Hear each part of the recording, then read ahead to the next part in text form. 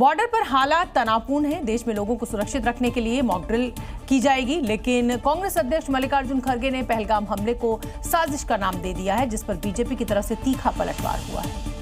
हमले के 3 दिन पहले ही वहां इंटेलिजेंस रिपोर्ट मोदी जी को भेजा था और उसी लिए मोदी जी ने कश्मीर जाने का प्रोग्राम कैंसिल किया था।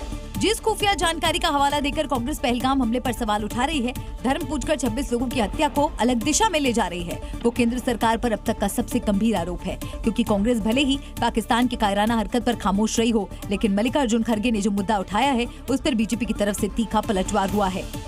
कांग्रेस के राष्ट्रीय अध्यक्ष का ये बयान अपने आप में सवाल खड़ा करता है और प्रश्न चिन्ह खड़ा करता है कि पाकिस्तान के बोल और कांग्रेस के बोल एक जैसे कैसे। जान रहे हैं कि तनाव बढ़ा हुआ है, राष्ट्रीय सुरक्षा का विषय है, तो उस समय प्रधानमंत्री के बारे में ये बोलना कि वो नहीं गए कश्मीर क्योंकि उनको मालूम था हमला होने वाला है, इससे बड़ा कोई गैर जिम्मेदाराना वक्तव्य हो सकता है क्या? क्योंकि इससे पहले कांग्रेस सांसद चरणजीत सिंह चन्नी पीओके में सर्जिकल स्ट्राइक पर सबूत मांग चुके हैं, तो अब पार्टी के अध्यक्ष ने पहलगाम आतंकी हमले को नया रंग दे दिया है, वो भी तब जब जंग की उल्टी गिनती शुरू हो चुकी है।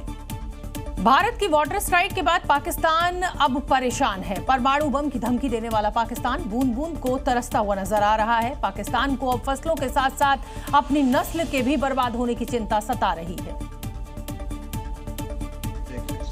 क्योंकि भारत ने बगलिहार डैम बंद क्या किया, पाकिस्तान सूखे की कगार पर पहुंच गया। पाकिस्तान में बहने वाली चिनाब नदी पूरी तरह सूख चुकी है।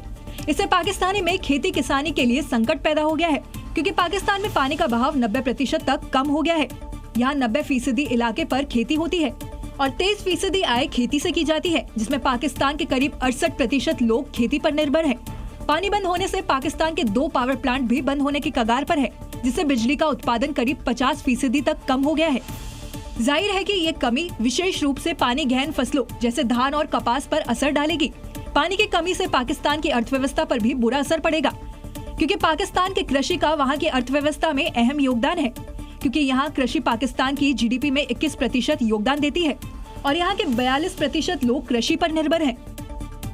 गर्मी का मौसम ऊपर से पानी की कमी यानी भारत की वाटर स्ट्राइक से पाकिस्तान को फसलों के साथ साथ आने वाली पीढ़ियों की भी चिंता सताने लगी है।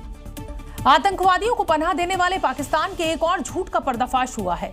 पाकिस्तान में न सिर्फ आतंकी संगठन लश्कर-ए-तैयबा एक्टिव है, बल्कि मोस्ट वांटेड हाफिज सईद के पाकिस्तान में छिपे होने की भी खबर मिल रही है।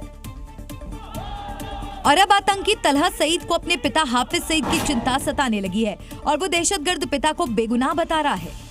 हाफिज सईद के बेटे तलहा ने अपने पिता को लेकर बड़ा खुलासा किया है। उसने कहा हाफिज सईद पाकिस्तान में सुरक्षित है और उसका कोई कुछ नहीं बिगाड़ सकता। वो हाफिज सईद जो 26/11 मुंबई आतंकी हमले का मास्टरमाइंड है, भारत का दुश्मन है और सैकड़ों बेगुनाहों की मौत का गुनहगार है, लेकिन पाकिस्तान इन आतंकियों का मददगार बना बैठा है। और इस समय की बड़ी खबर आपको बता दें, पाकिस्तान के रक्षा मंत्री ख्वाजा आसिफ को नेतन्याहू वाला खौफ खाया जा रहा है। वो भारत और प्रधानमंत्री मोदी से इस कदर खौफजदा हैं कि टेलीविजन पर बैठकर उल जलूल बयानबाजी कर रहे हैं, क्योंकि पाकिस्तान को पता है भारत की तरफ से अब अंतिम प्रहार होना बाकी है। इससे पहले पाकिस्तान का पानी बंद किया, व्यापार पर रोक लगाई और अब युद्ध की बारी है। इसलिए पाकिस्तान डरा हुआ है और बॉर्डर इलाके में लगातार सेना का मूवमेंट बढ़ा रहा है। वायरल हो रहे वीडियो में दावा किया गया है कि पाकिस्तानी सेना बॉर्डर इलाके की ओर बढ़ रही है। वीडियो में पाकिस्तानी सेना के जवानों को सीमा की तरफ तेजी से बढ़ते हुए देखा जा रहा है।